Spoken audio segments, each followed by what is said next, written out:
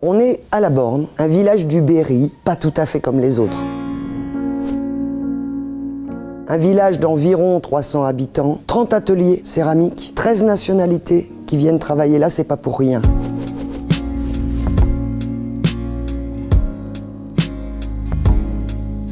Pendant des dizaines d'années, on fabrique le pichet, la cuvette, le saloir. Beaucoup de villages potiers sont morts avec le plastique, j'ai envie de dire. Ici, dans les années 70 notamment, tout un groupe de céramistes qui étaient venus pour fabriquer de l'utilitaire découvre qu'on peut faire de l'art et de la sculpture avec l'argile. Et c'est ce caractère unique des pièces qui sortent de La Borne qui ont fait que ça a perduré. C'est vraiment une œuvre, même pour un petit bol. Ça commence par la terre, par la boue en fait. Elle va se raffermir et elle va avoir une consistance qu'on va pouvoir travailler. Pour la 8e année consécutive, l'association Céramique La Borne organise les grands feux.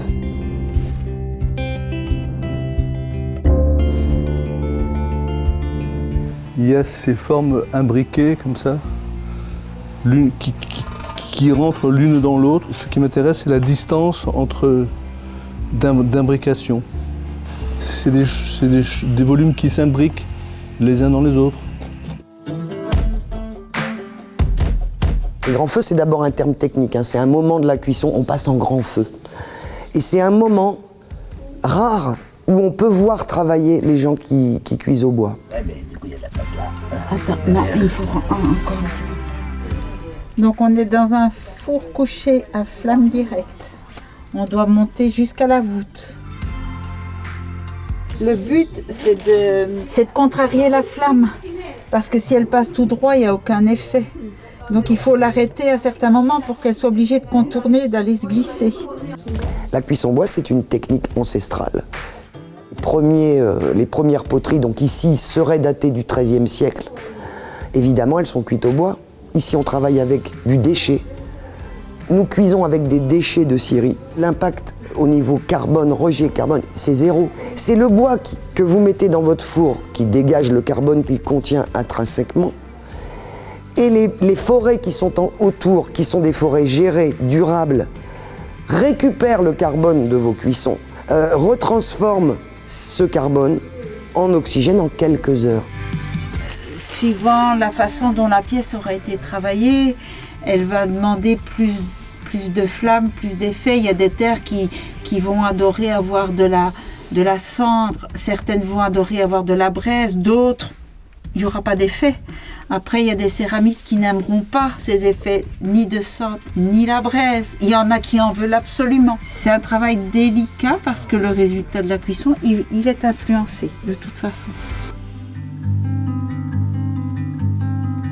La différence entre un céramiste et un peintre, c'est qu'un peintre, une fois qu'il a fini son tableau, il signe, c'est fini.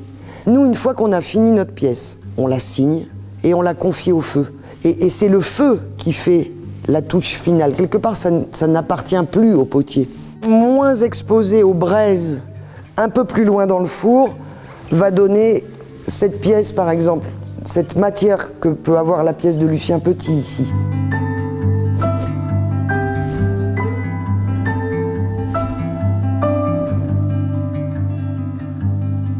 Le four, il est bien plein. Donc là, je vais monter la porte, donc une porte en brique. Là, on va mettre le bois. On va monter la braise, une journée entière plus une nuit. On sera à peu près entre 800 et 900 degrés. Et après, ensuite, on passe à l'ouverture du dessus, puisque la braise, elle aura déjà bien monté. Et là, à ce moment-là, on va passer avec du bois beaucoup plus fin. Et là, on va continuer vraiment à monter en température. Donc voilà, jusqu'à atteindre les 1300 degrés.